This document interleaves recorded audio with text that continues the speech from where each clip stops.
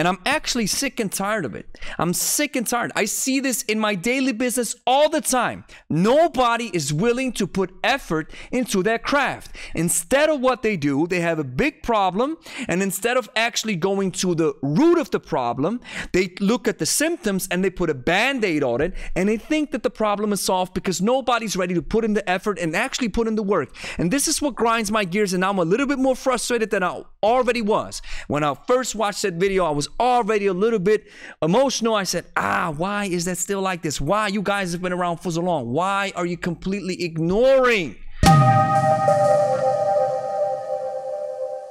Are you serious? Are you serious? I checked 3 times and these guys deleted my comment. This is the comment that I wrote. Your technique hasn't improved despite all the kettlebell training knowledge available today. I respect your work as content creators, but it's clear there's been little effort to refine your skills. The weights are too light, the ballistic movements lack precision, and there's no proper demonstration of tension. If you see yourselves as influencers, that's fine, but professionals who want to lead by example need to keep improving.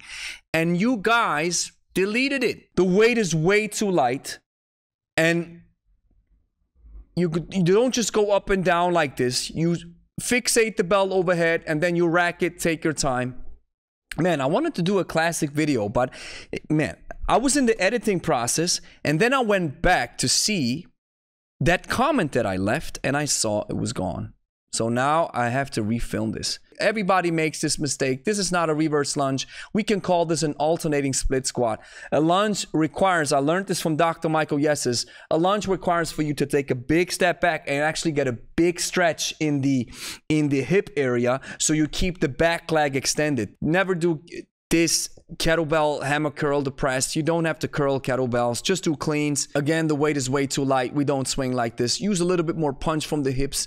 And her Romanian deadlift, when you stand up, keep the hips extended, stand up straight, look towards the horizon. I could go on and on, but I don't want to overdo it. You don't swing the bell around with a halo. Again, the halo is not even my favorite exercise, but this is also, they're making major mistakes with the halo. Why am I even saying this? Why am I even making this video? Why do I make these reactions? It is simple. Because this is the comment that I said. You guys have been around for a very long time, 10 years plus, and you don't adapt your technique. You don't improve. You ignore the new information of kettlebell technique and knowledge that is on the table. You know that new kettlebell knowledge is available. It's been around for a long time, but now in the last couple of years, it is vastly available, but you do not adapt. You don't put any effort into it. You just are on the content mill. You have your list of workouts. This is what you do. You don't adapt. You don't improve. You don't want to get better. You don't sharpen the blade. You don't want to get better at the particular skill that you need to improve with kettlebells, because kettlebells require skills.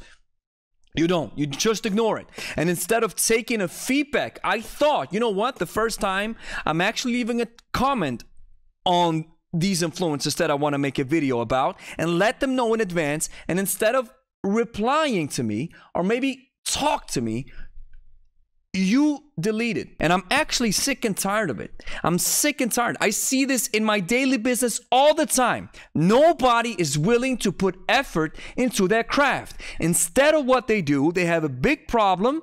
And instead of actually going to the root of the problem, they look at the symptoms and they put a band-aid on it. And they think that the problem is solved because nobody's ready to put in the effort and actually put in the work. And this is what grinds my gears. And now I'm a little bit more frustrated than I already was. When I first watched that video, I was already a little bit emotional. I said, why is that still like this? Why? You guys have been around for so long. Why are you completely ignoring the fact that you have to improve?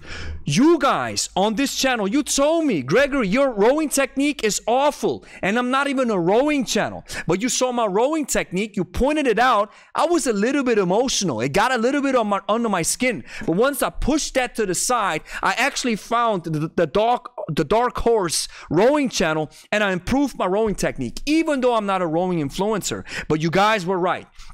If I want to have a high standard and hold myself to a high standard, even in exercises and stuff that I'm not very good at, that I don't really show, that I don't want you to get my recommendation of, Give me feedback so I can improve on that front, because improvement in all areas is always good. And now imagine with me for a second a researcher who spent 10 years in his field, has the same conclusions, the same practice, the same results, the same studies, conducts it all the way the same. 20 years are passing, and now new information and new evidence is on the table, and this researcher ignores the new evidence, ignores the new techniques, ignores the new research that is on the table, that is presented, that might even go against what this researcher has found. It might even be that these opinions have been wrong, or you at least have to update them with new information. No, you choose to ignore it. This researcher chooses to ignore it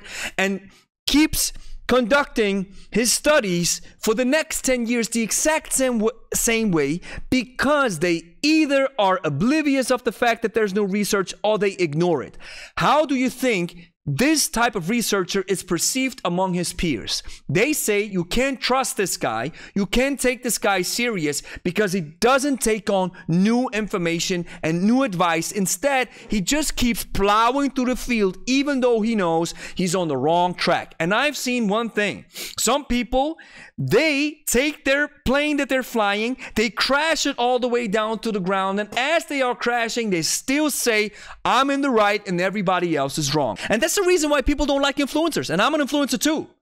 But I put some weight behind my name and behind my expertise to cement my status, that people actually know, all right, this guy knows what he's talking about.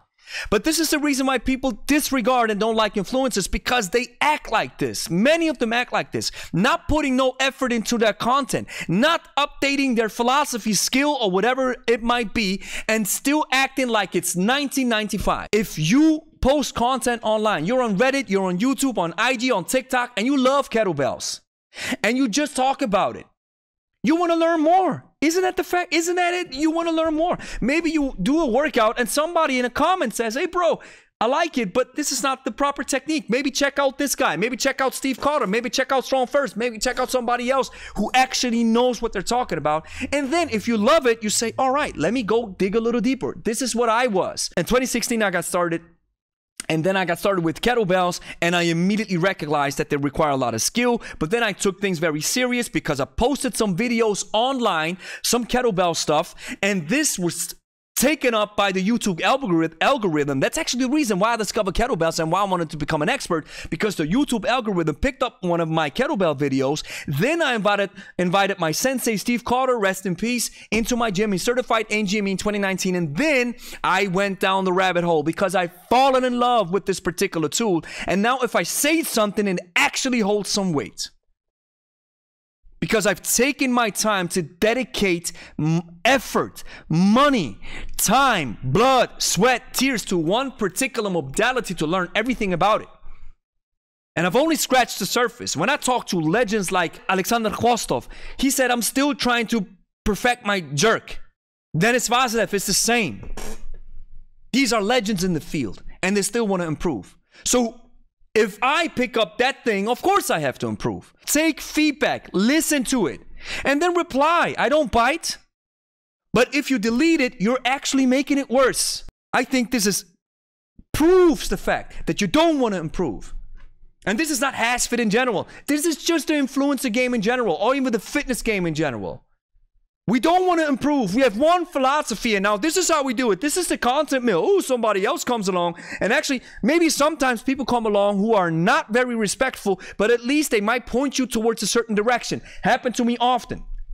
And then you go towards that direction and you actually recognize and realize that you have been wrong for a very long time, or that at least there's another side, a completely different spectrum, which completely augments your perspective and changes the way you consider and look at things, and changes your perspective, because there's this big blind spot that was finally revealed to you because somebody reached out to you.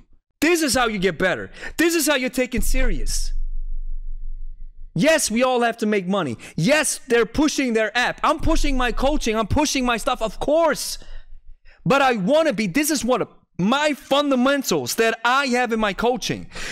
I want to have beginners and advanced folks out in the fields look at me and say, this guy knows what he's talking about. And even professionals and experts and legends look at this guy and say, all right, I don't like Gregory's nose. I don't like that he's very loud, but you got to respect the work that he put in. You got to respect it.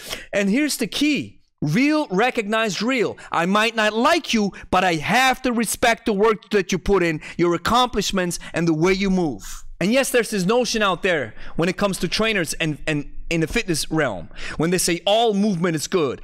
I agree, but once you mature to an advanced level, you gotta choose exercises that are most bang for your buck, or else you're wasting your time.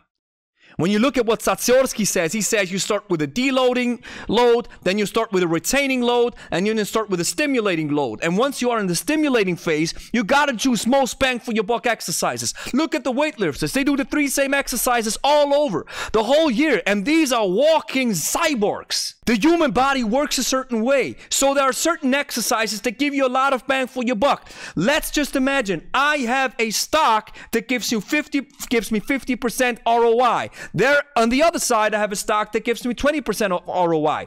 What do you think? Where do I invest my money in? The one stock that gives me a lot of ROI. Same with exercises. If you mature to a certain extent, you need to choose and become very mindful and learn about periodization and training if you really want to get the serious benefits and results that are up there on that hill. And if you want to learn more about kettlebells, download my free ebook. It's called the Kettlebell Code. That's the reason why I'm making this free. I guarantee you get more value out of my free ebook than from this workout. Like I said, these two guys might be awesome. They might be awesome parents. They might contribute to their community. They might be awesome members of society. They are just as valuable in the eyes of God than I am. This is just a very critical peer review. So download that free ebook. It's for over 40s if you want to become strong, fit, and lean, if you want to learn more about kettlebells. Because what did I learn? I learned it from my sensei, Steve Carter. Rest in peace.